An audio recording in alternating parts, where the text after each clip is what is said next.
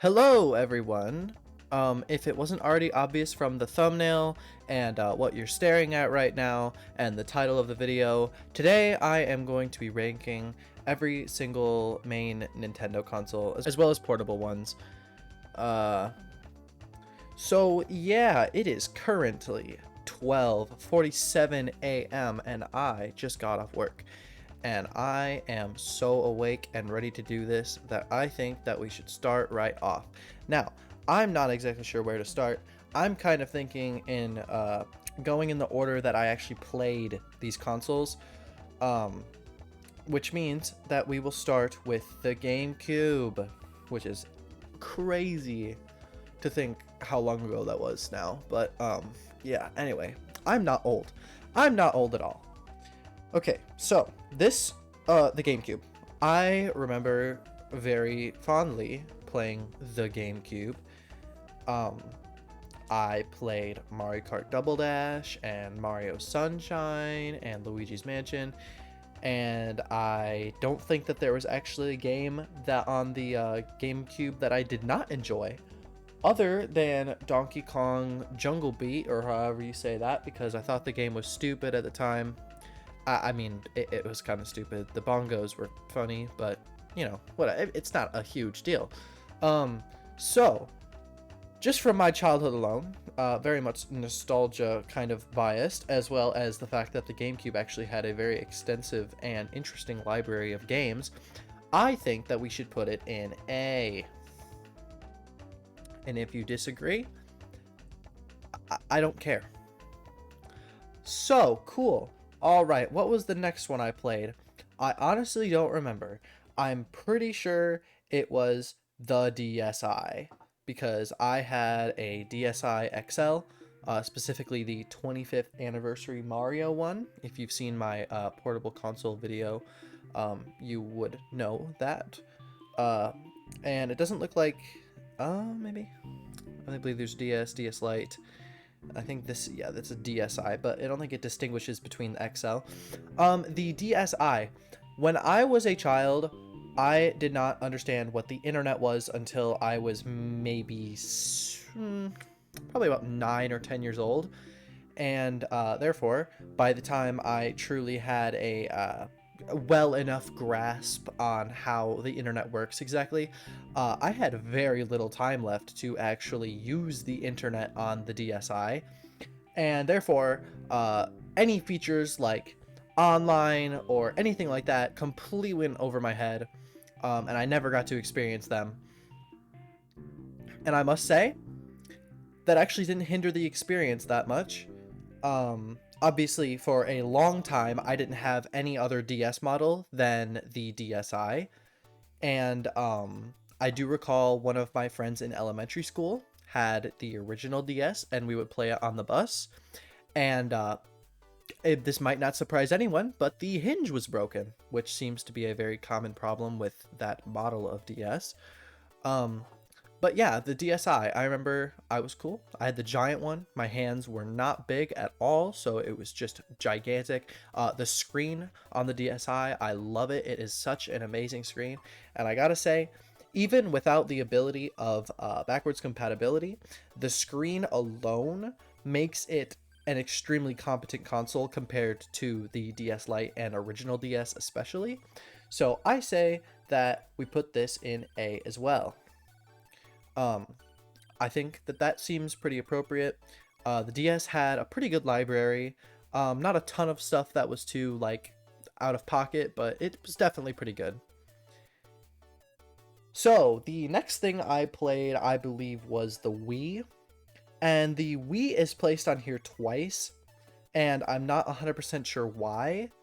Also the Wii Mini, I guess, but I don't really necessarily count that. So my assumption is that there is the Wii with the GameCube backwards compatibility, and then there is the Wii Family Edition or the side Wii. I really don't know exactly what it's called. All I know is that I don't have one of those and have never used one of those. And I therefore cannot really appropriately rank it, although I would believe that it would just be a Wii without backwards compatibility, which just seems kind of stupid. It doesn't seem really purposeful. Um, I don't really know which one to put as which, so yeah, we're just gonna talk about the Wii. So I played the Wii quite a bit. It was when I became decently more competent um with video games. I played the Wii and the GameCube a pretty similar amount because I really loved both of them. And I remember Super Mario Galaxy was actually the first video game I ever beat entirely on my own with no one's help. So that was a very fond memory. I love Super Mario Galaxy. It is such a great game. Um, so yeah, the Wii has a lot of good games, and I would say that the first few years of it were definitely its best. Wii Sports and Wii Sports Resort actually really are amazing games. Wii Sports Resort especially. Wii Sports doesn't have too much to offer past its generic sports, but it was infinitely replayable. You could do anything you want. The Wii did miss out on a few series of games, but that wasn't such a huge deal because you could normally play GameCube games on the Wii. And obviously, the Wii had great games. New Super Mario Bros. Wii was definitely really impressive at the time, even if looking back at it now, it's sort of lackluster. Um, Super Paper Mario, as much as people say that it began the downfall of Paper Mario, I do believe that Super Paper Mario is an incredible game. I remember playing it and being extremely scared by it because I hadn't really experienced a Mario game with a story like that before.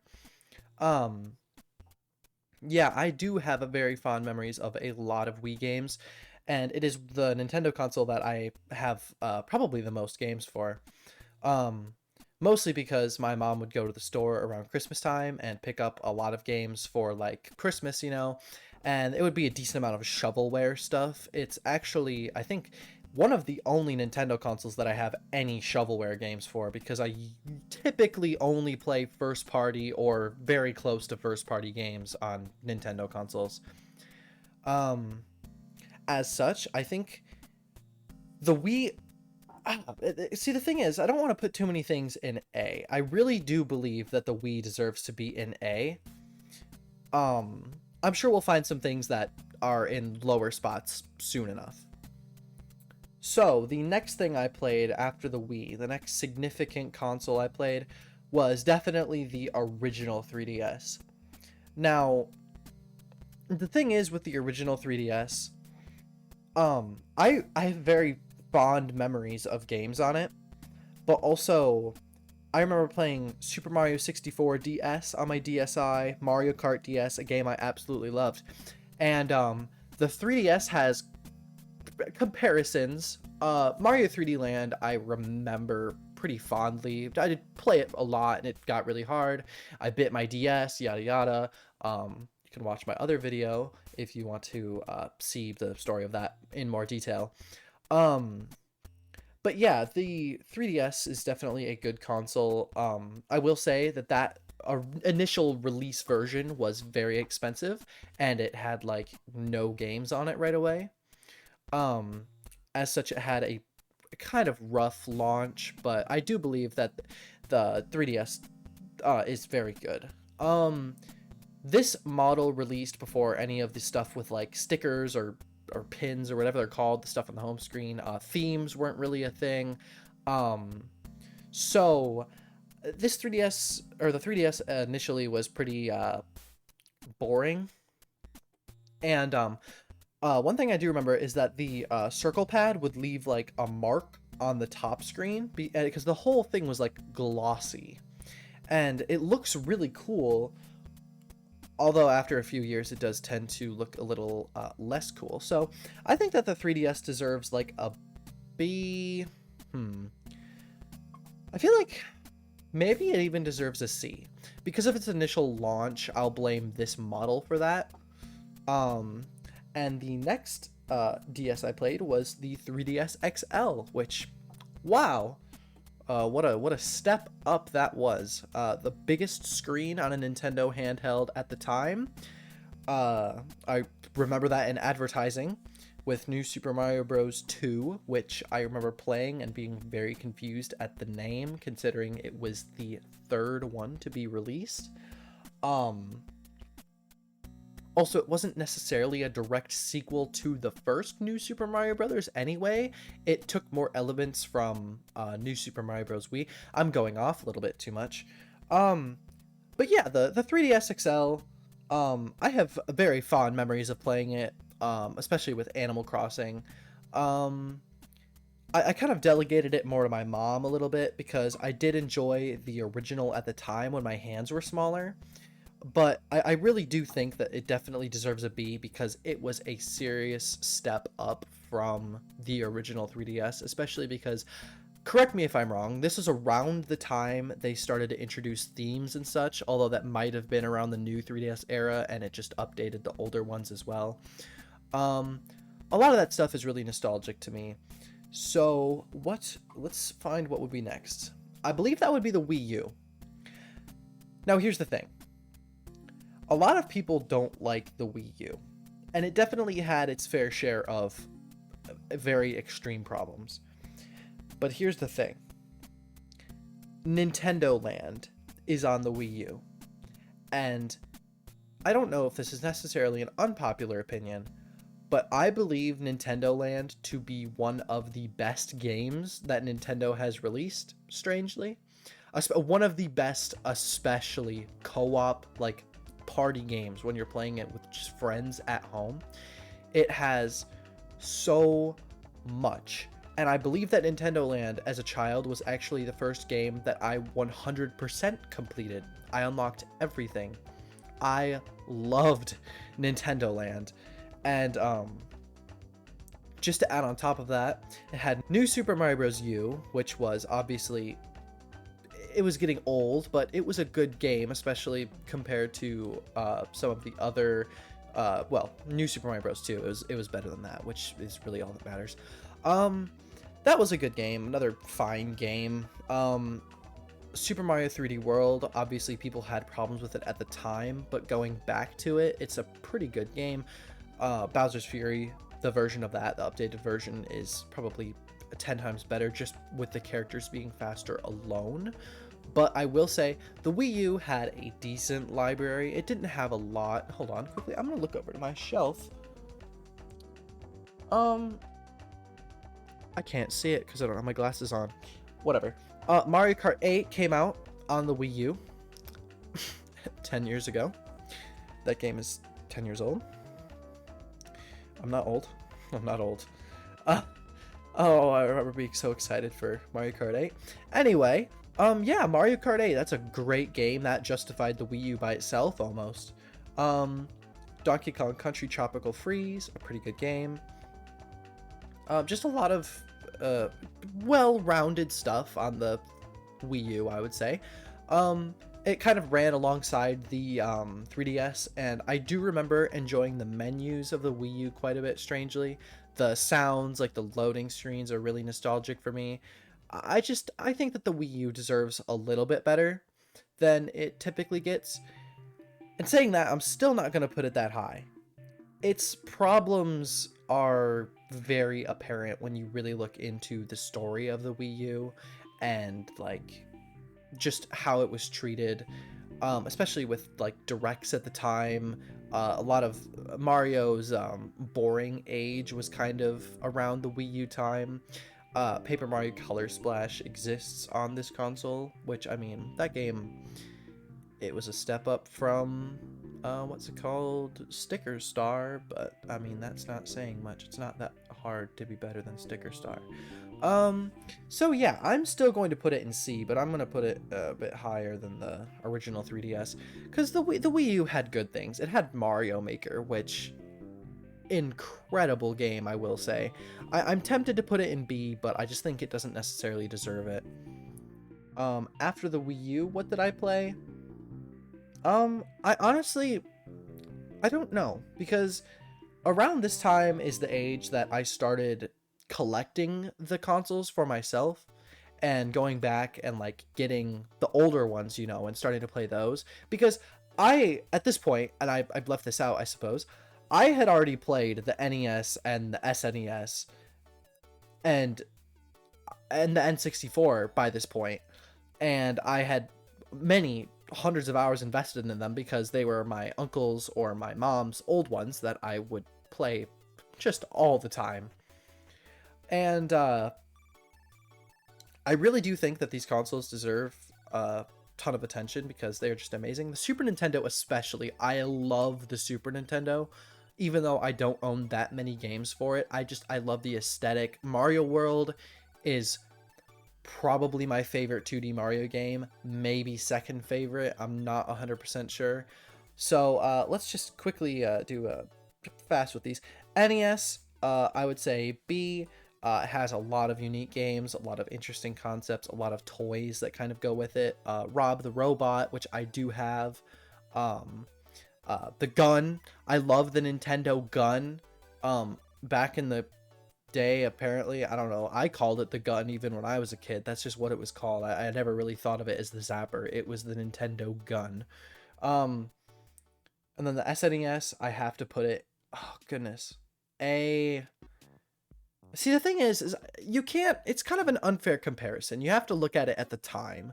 The release of the Super Nintendo, at least its effect on my childhood, probably more so, would be more than the Wii, I believe, just because of Super Mario World alone. I played that game forever, just discovering all the secret exits. I love that game so much, it cannot be overstated. But yeah, and then after that, and the Nintendo 64. Now, I remember initially when I found the Nintendo 64 at my grandma's house. It was my uncle's, and he told me about it, told me what it was. And I brought it home, I hooked it up, and I played Mario 64. And I was hooked. Mario 64, initially, I had some problems with it. It was a little confusing. But something about the game just kept drawing me in like almost no other game had done before.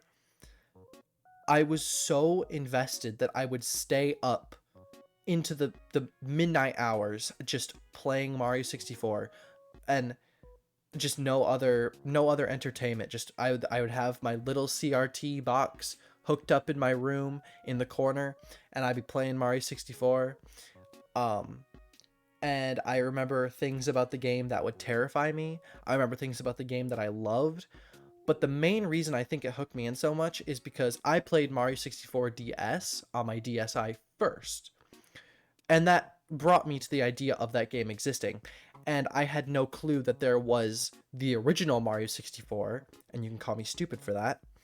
But I remember playing it, and finding all the differences between the two versions was something that I found extremely interesting on its own. Um, and certain things about the game, like the scary aspects. Mario 64 is an unsettling game. N64 games haven't necessarily aged that well, so they are a little bit like unsettling or unnerving at times. And Mario 64 is definitely no exception. That game has a severe feeling of loneliness. Like there is nobody else in that game, almost as if you are just being watched. And I think that's obviously why the game performs so well as like a creepypasta material kind of game. And I really fell into that. Like the Luigi and Mario 64 whole thing. I remember when I found out that it was actually true, that Luigi was planned when those big leaks happened, the Giga Leak. I was so invested in all of that, and I was so excited to find out that that prophecy that I had been seeing my entire life finally came true. Obviously, I'd already played DS at that point, which has Luigi, but it was so important to me that this happened. I specifically remember sitting in front of the TV, playing it, and the eel terrified me. And for whatever reason, as much as the game scared me, I could not stop playing it no matter what I did. I loved the game so much. And I just think that the Nintendo 64 by itself, especially for how revolutionary it was, deserves S. Now, I wouldn't necessarily say that I've had more fun with Nintendo 64 games than I have had with GameCube or DS games, but I will say that I do kind of respect it more, And a lot of the games that I have played, I've had a ton of fun with. I love Ocarina of Time. It's extremely fun, as well as obviously Mario 64, which is the main game that I've played. For a long time, I thought Mario Kart 64 was actually the first Mario Kart game. I was surprised when I found out I was wrong. I did not know the SNES could handle that kind of thing. But Mario Kart on the N64, I remember playing it quite a lot with my family. I thought it was pretty fun. It wasn't my favorite. My favorite at that time and will always be Double Dash. But Mario Kart 64 was pretty fun. And yeah, I think that the N64 definitely deserves S. Alright, let's just go quickly to the Game Boy now. The original Game Boy. It was great, I guess. I don't know what to say, really. It was good. It's a C. It playing it now, it's fun, especially with the modded ones. I don't even know if I could play the original without it being modded in some way. The barf green screen is like, I don't know how to feel about that. It's just not, I'm not too fond of it, I gotta say. It's not my thing, really. But I do enjoy a lot of the games on the Game Boy. The original Pokemon games are pretty fun, pretty addicting, although they do get a little bit confusing at times, as I didn't really grow up with them specifically. Tetris alone justifies the Game Boy's existence. Mario Land and Mario Land 2 are pretty great. But yeah, I mean, just in general, the Game Boy's pretty good. Game Boy... Is Game Boy Pocket on here? It doesn't look like it. Alright, so Game Boy Pocket I would put in B if it were on here. Game Boy Color. I think that gets a B as well. The Game Boy Color is an interesting case. A lot of people think that it's just a revision to the Game Boy, and I kind of believe it's its own console entirely. Although Nintendo would seem to disagree, as they've lumped Game Boy Color games in with the Game Boy library as well. But, you know, oh well, such is the way, I guess. I do very much enjoy the Game Boy Color. It was the first Game Boy that I ever owned, and I do think that it is pretty ergonomic. It's comfortable to hold, although I do prefer the original, the DMG, for comfort of holding, just because it's so big, it fits my hands better. But yeah, Game Boy Color, I don't have a lot to say about it, really. It exists. The Game Boy Advance. Now, I would put this in A, probably, but they still didn't give it a backlight for some reason. At this point, it was standard. There was no way they couldn't have done. Like, I could be wrong with the year. I was thinking 1999, 2000, 1998, maybe, for the Game Boy Advance.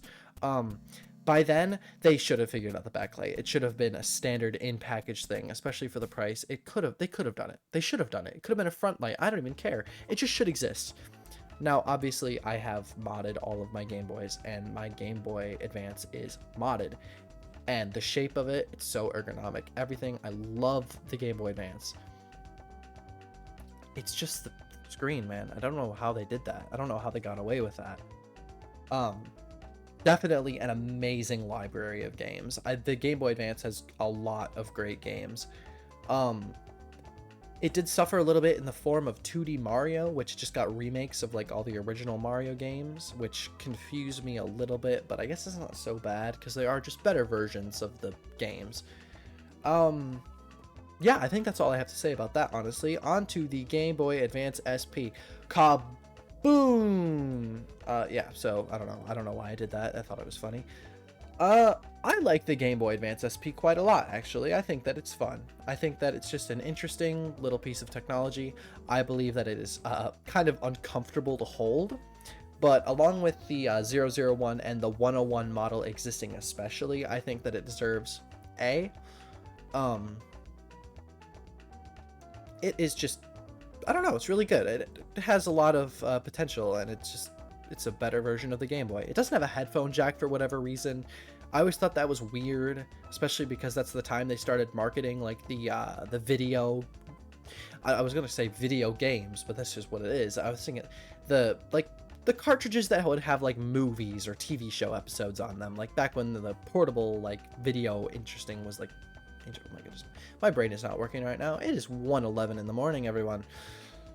But yeah, I do enjoy Game Boy Advance SP. I own 3 of them, so I better enjoy it. Uh, yeah, that seems good for that. Let's just quickly do this version of the Wii. So I assume this is just the Wii without the GameCube compatibility. We're gonna put that in like the end of B, I guess. I don't know. It doesn't have the backwards compatibility. Why would they do that? It seems silly. The Wii Mini. Uh, who put that there? Who did that? Who did that? It couldn't be me. It wasn't me, for sure. Yeah. So, do you want to play your Wii without any internet connection? But it still has the channels that require the internet connection. Yeah, neither do I. To be fair, when I was a child, I maybe hooked my Wii up to the internet once. I never did Virtual Console, unfortunately. I was just never exposed to that. But, you know, whatever. The Wii Mini, it's just stupid.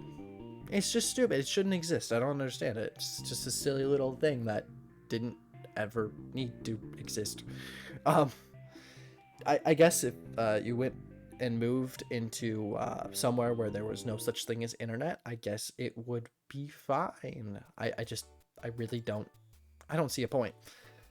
All right, next is the original DS. What do I think about this thing? I think that it is a piece of fine.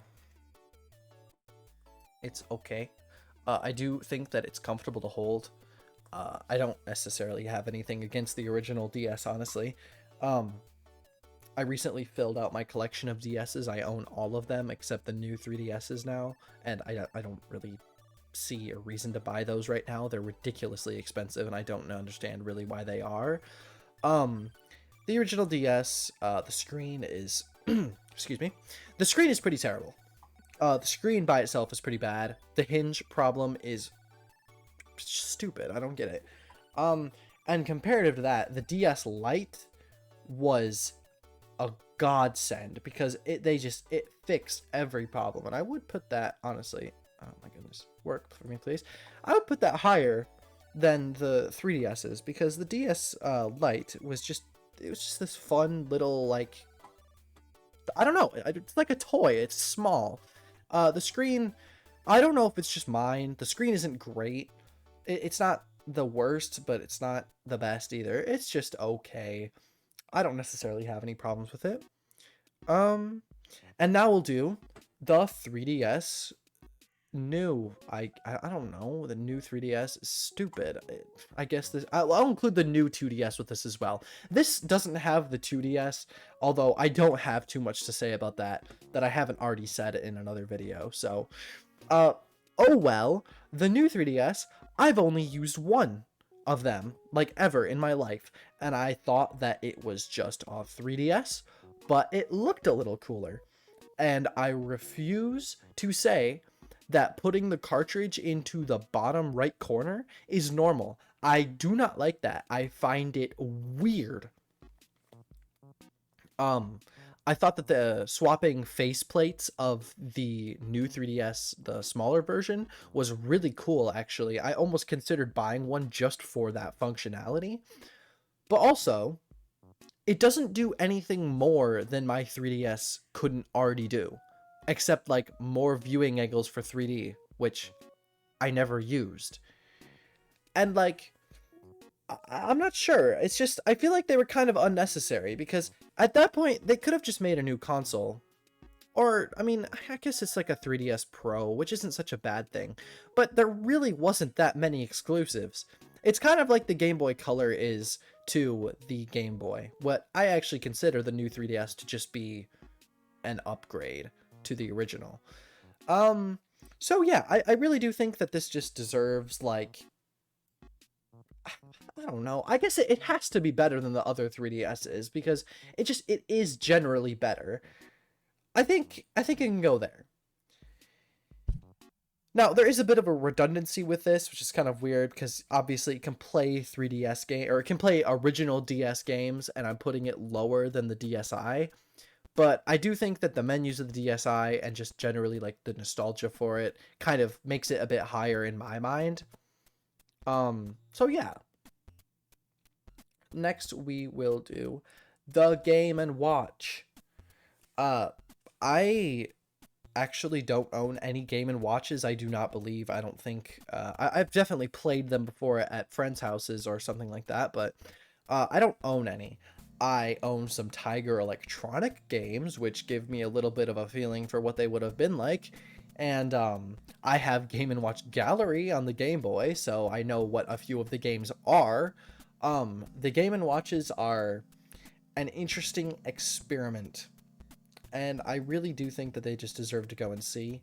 There's really nothing special about them. They weren't that crazy. It's like portable little mini games that you can play, and it was cool at the time, but obviously now it's completely pointless to own one unless you just want to own all of them, which I will do eventually. I'm that kind of person. I want to own every Nintendo console.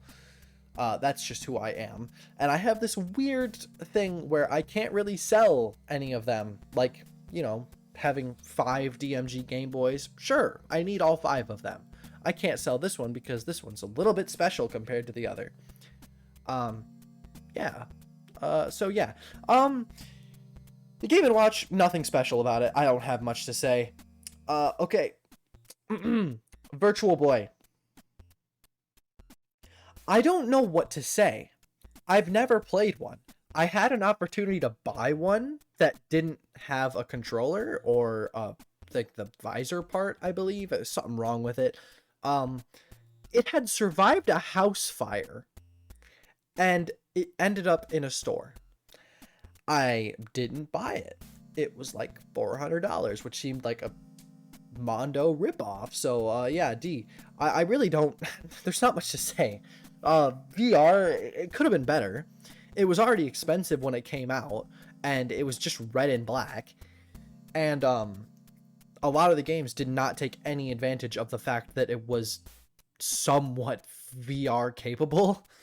I really do believe that if they wanted to do something like this, they almost would have been better off to just make it really expensive and just let the rich people buy it, which sounds awful, but I really don't know what they could have done with the technology at the time. It doesn't seem like it was really appropriate to do. I think they might have realized that, or at least they should have realized that, when the only colors that they could do to make it actually able to be sold at a reasonable price was red and black. Yeah, I would love for my eyes to just not work after playing, you know, get a terrible headache. And it was marketed as a portable. You want to tell me that that's portable? That thing's not portable. It doesn't have a head strap. You have to put it on a stand. What do you want me to do? Set it on my lap?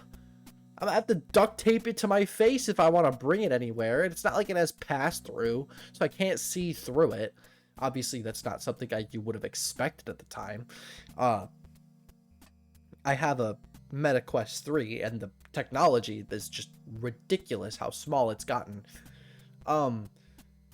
But yeah, it's just, it doesn't need to exist. It never needed to exist. They should have realized that earlier on. And that's my peace of mind. I'll probably buy one someday soon, and who knows, maybe it'll be worth doing a video on it. Anyway, the Nintendo Switch. I saved this for last because I have a decent amount to say about it. Nothing crazy, just I have a lot of problems with the Switch. A lot of the games that came out that were full price on the Switch did not need to be full price at all. I think it's interesting that games like Mario Odyssey and Zelda Breath of the Wild were the same price as Mario Strikers, I think it's called Battle League on the Switch. Obviously, I've never played Mario Strikers before. I didn't grow up with it, and I refused to buy it because of how it was. The original games were interesting because it was like a Mario spin on soccer, the same way that Mario Kart is a Mario spin on racing games. Whereas a lot of the new Mario sports games are just, what if Mario was in actual boring as heck golf. And obviously there's some interesting things about it, but the games that came out, especially the GameCube sports games, they had so much content, because back then it was a potential that you would literally only get one game for Christmas. So if that one game you asked for was Mario Golf for the GameCube, that game better have a lot to do, because it is gonna be a while before you either save up enough money or have a birthday to get another game. Like, they were almost required to have a lot of content, whereas now it seems like people are buying more and more games and playing them less and less. So they feel the need to be able to get away with releasing games with next to no content. And a lot of the games that came out on Switch are just phenomenal. Like, I've been playing Paper Mario: The Thousand Year Door, which is obviously a game that came out on the GameCube, ironically enough. But that game is so good. It is so good. I love it. It's so funny. And it's surprising how, like, a lot of the games that come out on the Switch are just incredible. It's just like, there's these games that just hold it back. And unfortunately, it's not just the games. There's also some interesting hardware issues with the Switch. And this is really a problem since the launch. Not just drifting, because I've had my fair share of problems with drifting, especially drifting on a Switch Lite, which you can't take the controllers off of, so I don't know what they were thinking.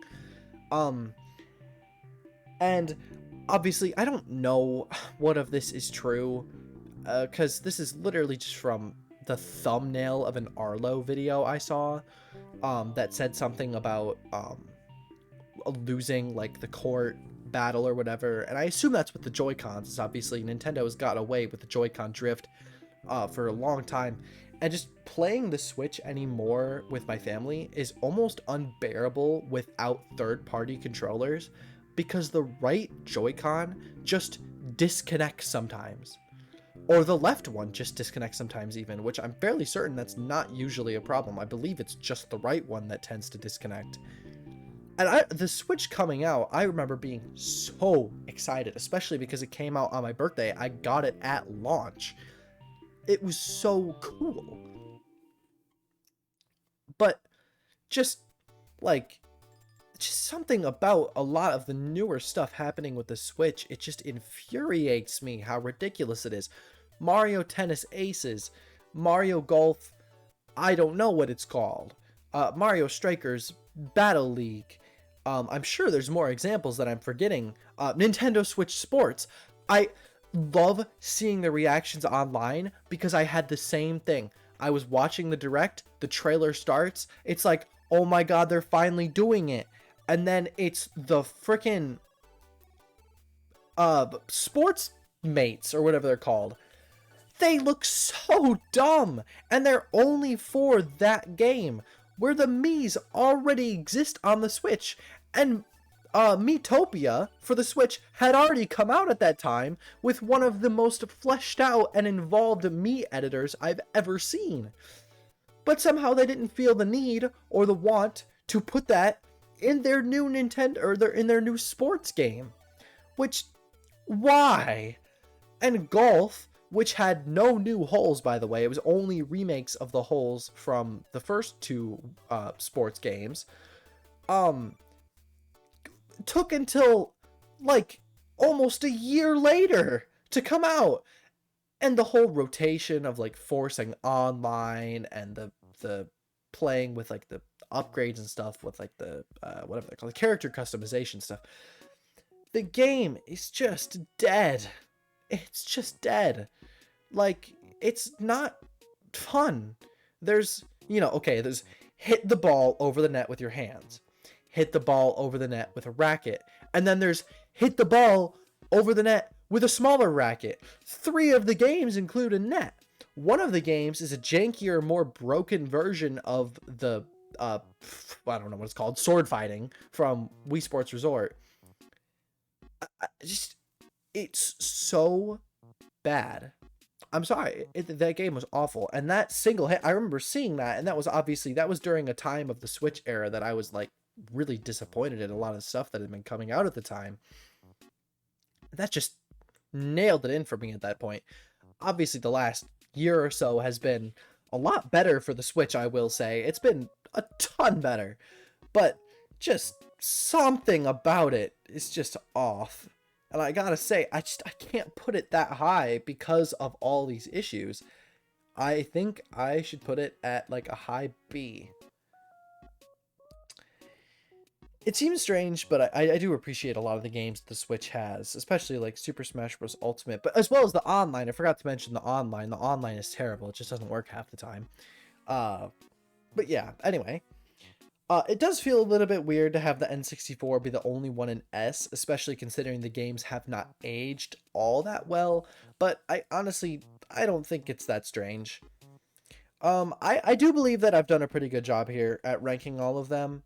It seems fair, and I think I've definitely put my fair share of talking into this, considering the recording is currently 40 minutes long and it is 1:30 in the morning. I think that I did a pretty good job. I would be very interested to hear your opinions in the comments. I will respond to all of them. I love talking about this sort of stuff, and a lot of this is just extremely interesting to me to think about, like, the company at the time, everything that was going on. So yeah, if you enjoyed the video, definitely leave a like. I have a Discord now, so if you want to join the Discord and submit fan art or literally just talk to me because I'm active in that server almost every day, feel free to join. That would be pretty cool. And yeah, we're currently trying to hit 300 subscribers by the end of 2024, which actually seems very likely that it's possible because we've hit 200 in just a couple months. And I would absolutely love to smash that goal by the end of the year. Thank you for watching, everyone. I really appreciate you being here to the end. Anyway, bye-bye. Have a good night.